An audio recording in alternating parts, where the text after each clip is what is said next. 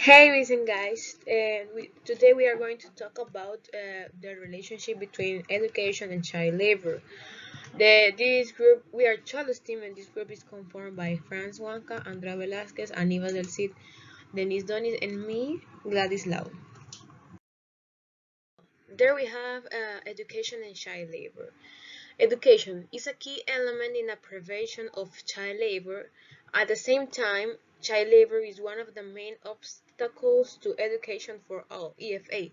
Understanding the interplay between education and child labor is therefore critical to achieving both EFA and child labor elimination goals. This study largely confirms the conventional wisdom that child labor harms children's ability to enter and survive in the school system and makes it more difficult for children to derive the educational benefits from schooling once in the system.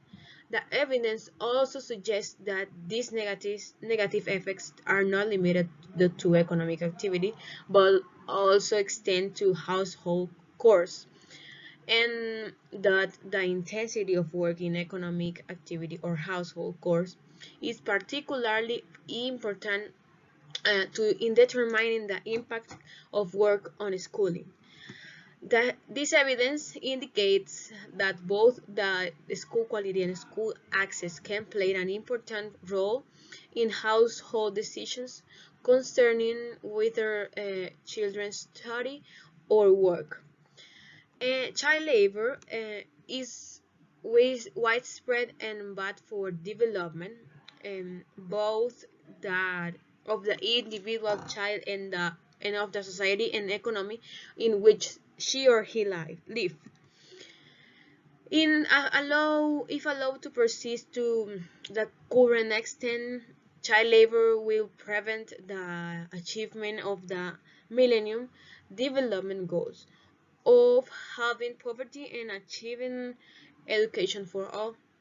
Nearly all of the world governments have ratified international human rights conventions which call for the elimination of child labor and the provision of universal primary education. Fulfilling these commitments is of critical importance for development. This paper reviews the international legal framework relating to child labor and access to education and provides a statistical portrait of child labor and education participation. It looks at why children work from the perspective of household decision making. Various policy options are considered, including those which improve the intensive to education relative to labor, remove constraints to schooling, and increase education and participation through legislation. So, estimating the number of children working around the world is a difficult task. Most working-age children live in low-income countries. These countries often lack reliable data on many aspects of their labor market. Even more difficult, some policy makers have until recently defined child labor as economic activities that are deleterious to the well-being of children. There are some situations where it is hard to imagine how an activity could not be harmful to the child. Forced prostitution, child soldiers, but as we will discuss, these activities are very rare. Most working children participate in activities that can be harmful or beneficial for the child, depending on the circumstances of the activity, and ultimately the impact of child labor on the well-being of the child depends on the counterfactual of what the child will be doing in the absence of work. Thus, rather than assuming that all child labor is by definition harmful to children, it is more useful to define child labor as including all aspects of child work, and then study the effects of that work. So we investigate then the effect of child labor on subsequent school attendance, educational attainment, occupational choices, earning, and health. We find that children who work when they were young are significantly less likely to be attending a school 5 years later and have a significantly lower level of educational attainment. However, we find that child labor leads to a greater probability of wage employment and to higher daily labor and farm earnings, which more than full offset the foregone earnings attributable to reduced schooling. There do not appear to be significant to health effects of child labor. So then we have the findings outlined in the report include child labor lowers net primary and lot enrollment ratios. There is a strong negative effect of child labor on school attendance. In some countries, school attendance rates of working children are only about half of those of non-working children. There is a significant negative correlation between levels of economic activity of children aged 7-14 years and youth literacy rates in the 15-24 age bracket. Rural working children tend to be among the most disadvantaged. Boys and girls often do different jobs. Girls are usually overrepresented in non-economic activities such as work in their own household. They also often bear the double burden of work outside and inside the house, often with little time left for schooling. For children who manage to combine work and education, performance at school often suffers. We know that poverty often pushes children to work, yet when children leave school early to enter the labor force, they are more likely to end up in occupations that uh, limit their chances of breaking out of poverty. The achievement of the Sustainable Development Goal for education rests on children's being free to go to school rather than working to support their families, while ensuring decent work and eliminating all child labor will be impossible without quality education for all children. Hi, today I'm talking about the education versus child labor relationship. Education is a critical element in any effective effort to eradicate child labor. There are many interrelated explanations of child labor. No single fully explains the persistence of the phenomenon of or why, or in some cases, it is increasing. Ultimately, the way different causes interact at different levels determines whether a child will work or not. Education is that factor that will help children to have better opportunities to generate a decent income as adults, and this will prevent the children from having to work.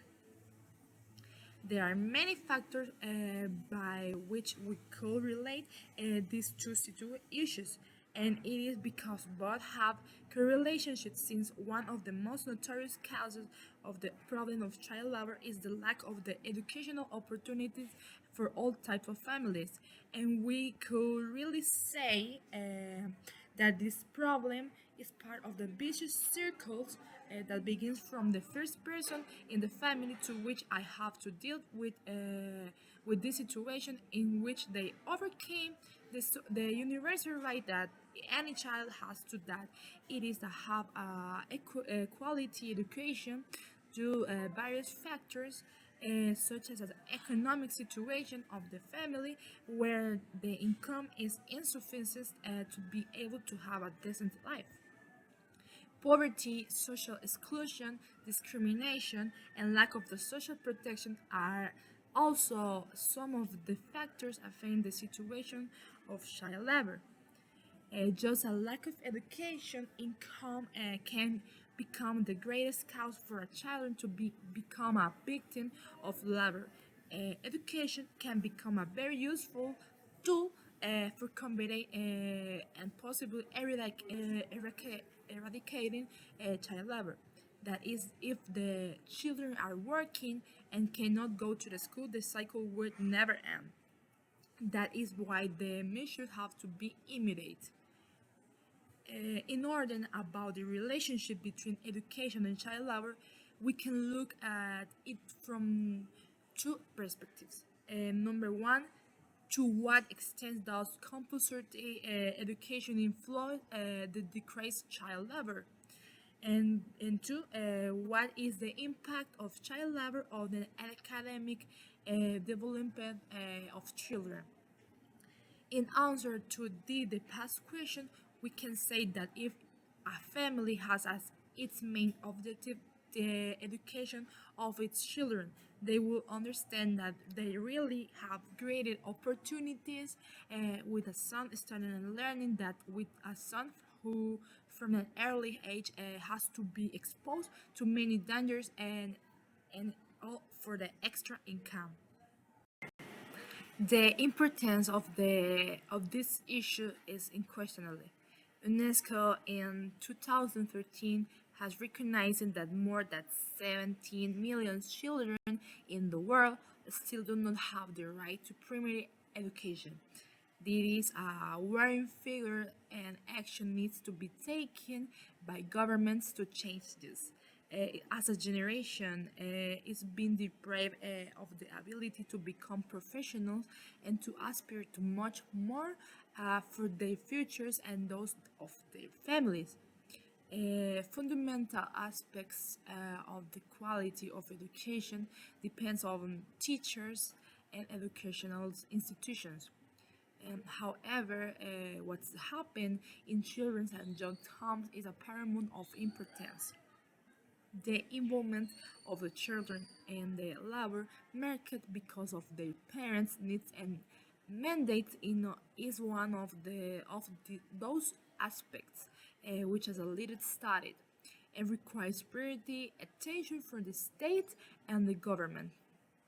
This issue is very complex since the legal prohibitions is in most cases circumvent for reason of economic needs, with child labor being a contributor to the subsistence income based in the family group. Although we can somehow relate this issue to education and somehow see it is a cause and consequence, we must be clear that the economic need that many families are currently going through is as a fundamental part of the problem since there is no equal opportunities and there are simply many children who are denied their right because it cannot afford is because the situation doesn't allow it. In all countries, there should be a legislation relating child labor. In each case, should be dealt with the special way since each case is different because causes are full various of various complications and cannot that cause this the type of problems to be continued to occur every day and the number of children increasing by day. We already talk a lot about the big problem of child labor, and we are aware that education is a fundamental part of eradicating it.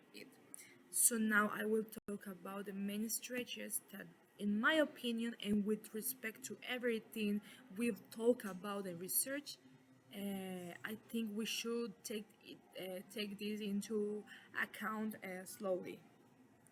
Number one, access to equality to quality revealing education by the state for all children under the age of 18. Number two, provide and ensure equality employment for responsible adults of underage children.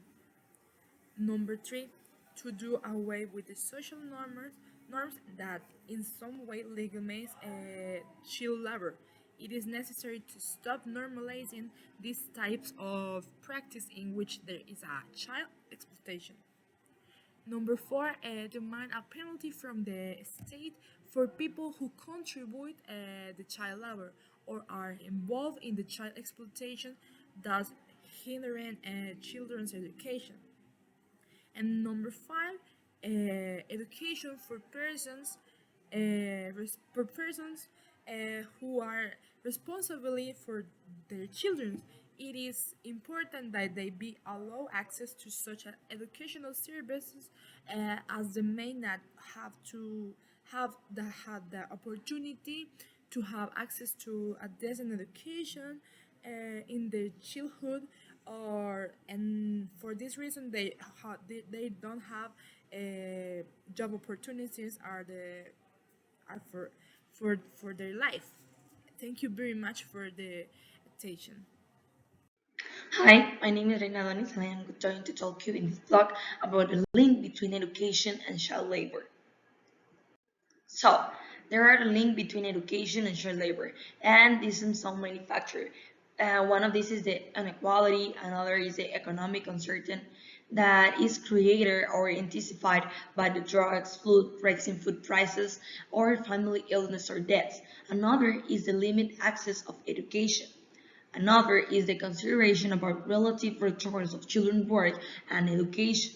Another, and is very important, is the social and cultural norms can also play a part in many countries' labor in sense of productive value and normal use of child time. So there are divergent views within the literature about the compatibility of children's work and formal education, as well as the impact of children's work of their schooling. On the one hand, child labor and education are often divided and mutually exclusive activities. According to this view, work has a negative impact on child education, trajectories, and education. And education is the key to eradicate child labor. So, what is the relation between education and child labor? Child labor reduces net primary enrollment. In some areas, school aid for working boys is only about half that for boys who are not working. There is a significant negative correlation between the labor force participation rate of boys aged to 7 to 14 and the literacy rate of adolescents in 15 to 24 age group. So, another is that boys working in rural areas tend to be among the most disadvantaged, and girls tend to be present in non-economic activities, such as working in their own homes, and boys who had managed to combine work and studies experience constant distract to school work. So, what is the relation between child labor and agriculture? In many countries, child labor is mainly an agriculture issue. Worldwide, the 7% of child laborers in age group to 7 to 17 years work in agriculture, including farming, fishing, aquaculture, forestry, and livestock. This amount to over 98 million girls and boys. This majority, that is the 67.5% of child laborers are open family members. In agriculture, this percentage is higher and in combined with very early entry into work, sometimes between 5 and 7 years of age. Agriculture is one of the three most dangerous sectors in terms of work-related fatalities, non-fatal accidents, and occupational disease. So about the 59% of children in households work age in 7 to 16 is in agriculture. So, the poverty is the main cause of child labor in agriculture. Together with limited access to quality education, inadequate agriculture technology, and access to labor high hazard and a risk, and traditional activities towards children participation in agricultural activities. But we have to know that participation in some agricultural activities is not always child labor.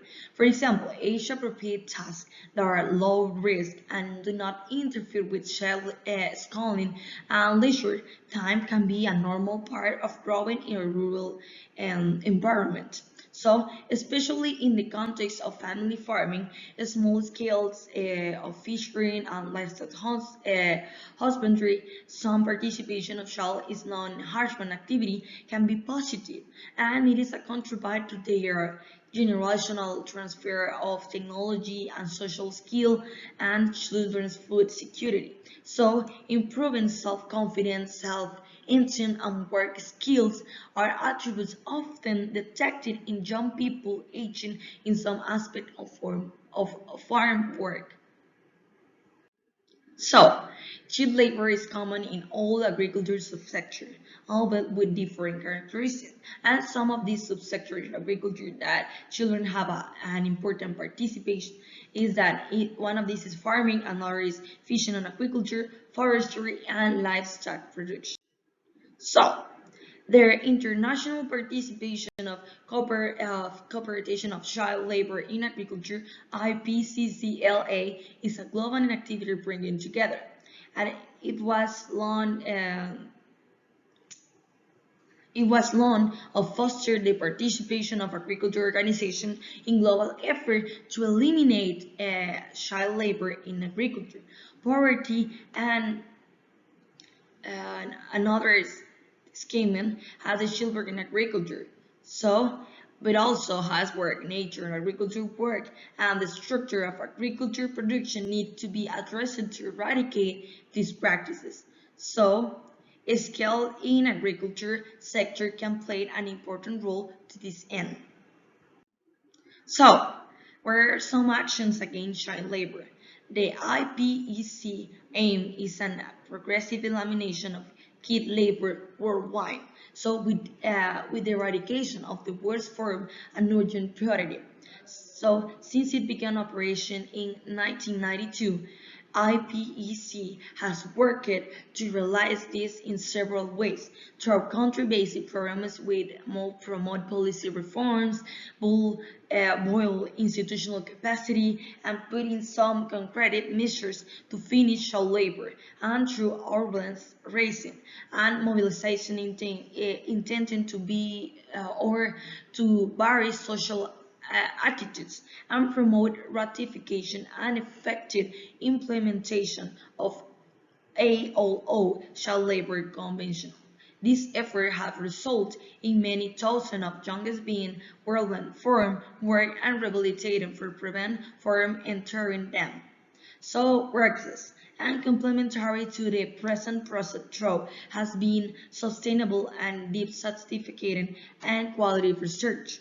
Police and legal analysis, programmer evaluation, and child labor monitoring, which have permitted the build-up of vast knowledge, domain of scientific data, and methodologies, thematic studies, good practices, and guidance and training materials. Use of the menu of the left of exploration of various areas of resin by IPEC within the fight against child labor.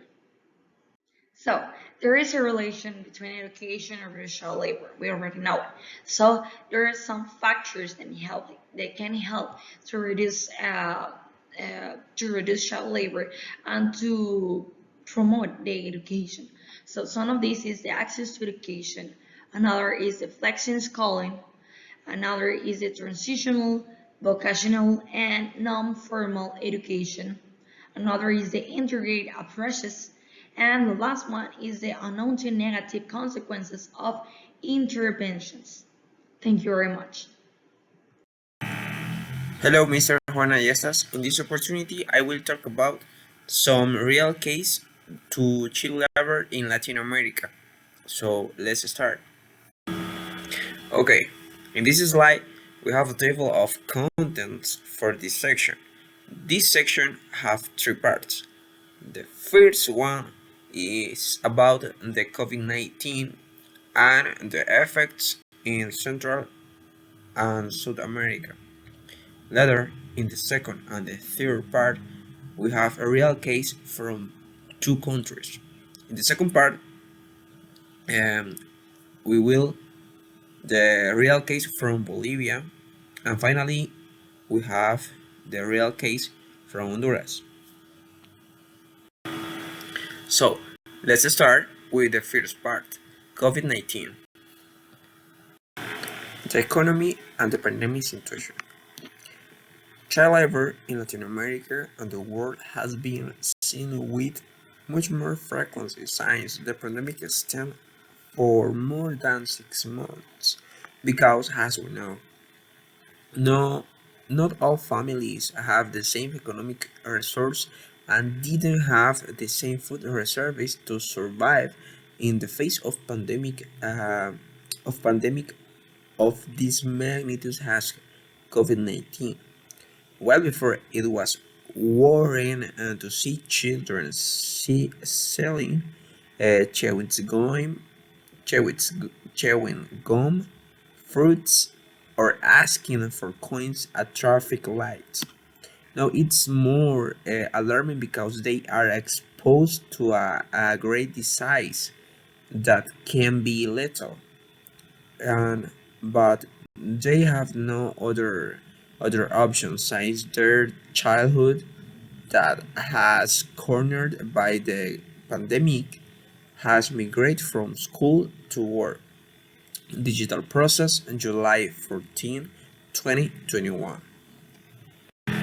According to information provided by the National Institute of Statistics, the child population in Honduras is 2,472,798, representing 26% of the population of 9.6 million inhabitants, of which 412,122 are children and adolescents who work for a living.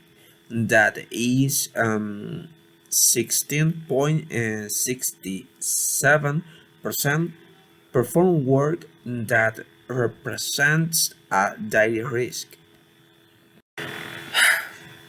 Our society is killing the childhood and of future generation on a overwhelming scale, and without realizing it, we are killing the next generation by forcing them to make decisions and take roles that are not theirs. We are guilty of corrupting the innocence of children, and we are doing nothing to stop the growth of child labor in our countries. As future professional in the agriculture sector, I believe that we have much to contribute to reduce this phenomenon. Science, it, it is common to see this phenomenon in rural areas because in most of our countries, these are places where there is no easy to is is no it's not easy access to a good education, and it is common to see children helping their fathers or their parents who work on farms or who are small producers and are selling their families products in the market in itinerant way. Right now, we will to start with the second part of this section. The second part is about the real case from Bolivia.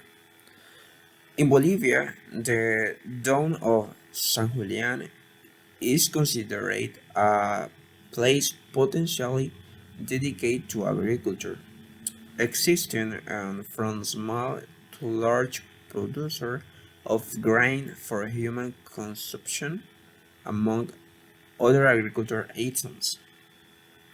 And it is normal to find children who don't go to school because they are helping their parents with the daily labor of work, um, self-depriving themselves selfish of not having a good education.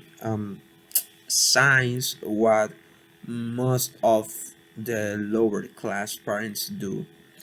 Although this is a crime and is totally prohibited,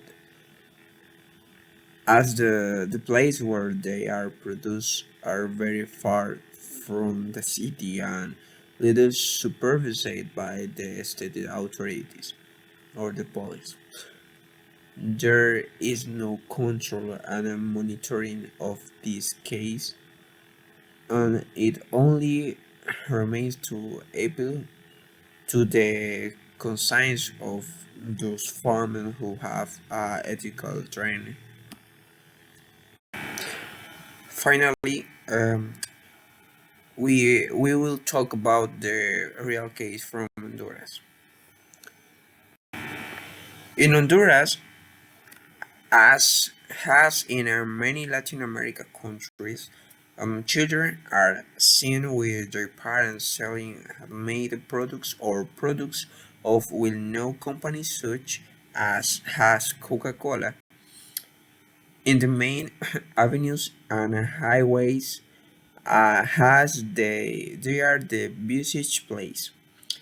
A report made by the Press Digital Process to a child named Helvin tell you how this child, with only knowing how to aid and subtract, works for a man helping him to sell products that he offers, being the child who knows the price of the more than 10 products that are offered and attending to customer indicating what they should pay after choosing what they are going to take. And but before the pandemic, this boy only worked half a day because in the afternoon he spent his time studying while his grandmother and his mother, with whom he lives, or worked washing clothes. But now, because of the pandemic and because his grandmother got sick and can no longer work, he works from 7:30 a.m. to 4 p.m., earning his plate of food and extra money to take home.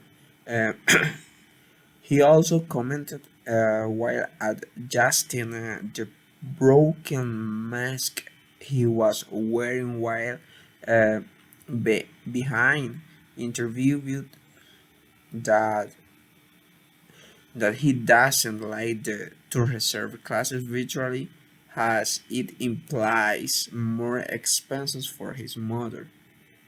So he decided to focus more on work to help them while he waits each day for the pandemic to end so he can return to face-to-face class.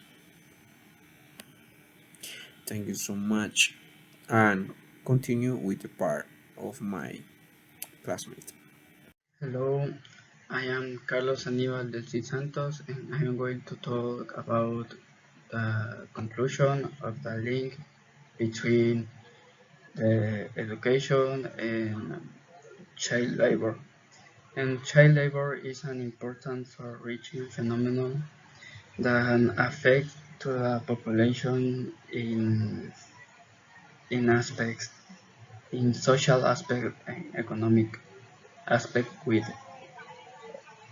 a lot of consequences.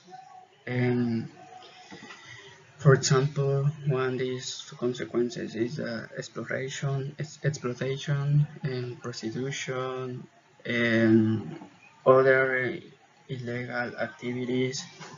And this affects to the population because it has serious implications for the human capital. And this implication is the perpetuation of the poverty. That means this is a serious problem that we have to fix.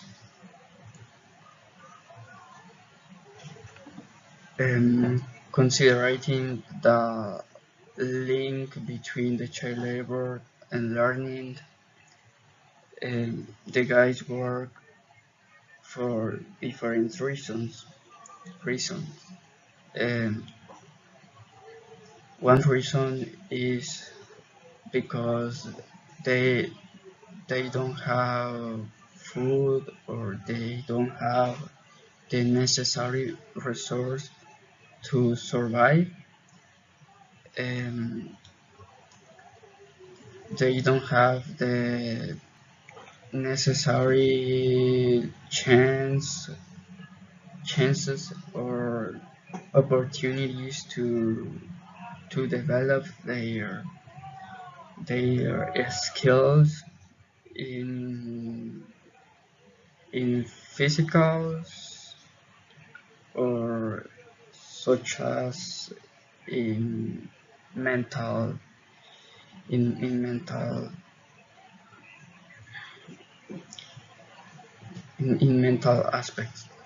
Um, in other cases, the child labor stems from the fact that children don't have parents or some other managers who allows these guys their um, develop their skills, and with this they have support in where they can use this this help to to study and get more knowledge for the future. To decrease the child labor is necessary that these different situations point to the need for a multi-sectorial approach of the government. The government has to work in a lot of different actions. These actions can be um, actions, for example, should be taken to reduce the family poverty. This is necessary because the a, a good percent of the population than are in poverty, and these people live in the farms in the rural areas, and for that the government should be should should provide the resource to the people can be has a good life, and they have the resource necessary to buy some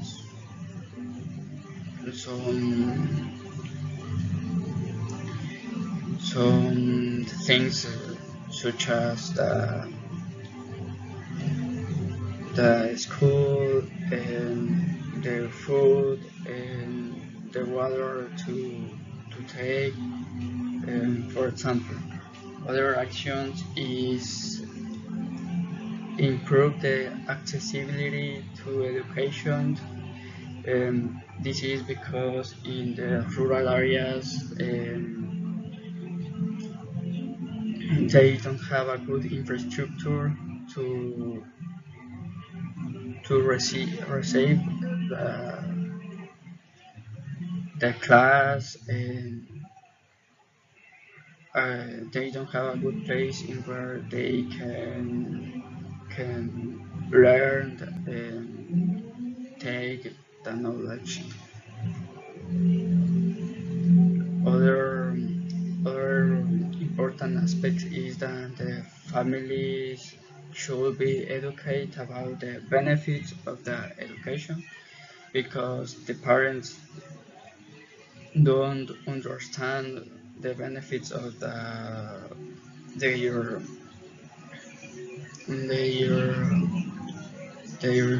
their children obtain the knowledge of, for example, when they study, and the parents they they they don't send their child children to the school, and for that uh, this isn't a good action. In conclusion, we can increase the percent of the education in the population if we improve the qualities of the life of families and increase the development of the nations. With this, we can reduce the child labor, um, because if the children has have a good education, they in the future going to have um, going to have a good job, more opportunities to develop them, and for that the education is, is important base to fight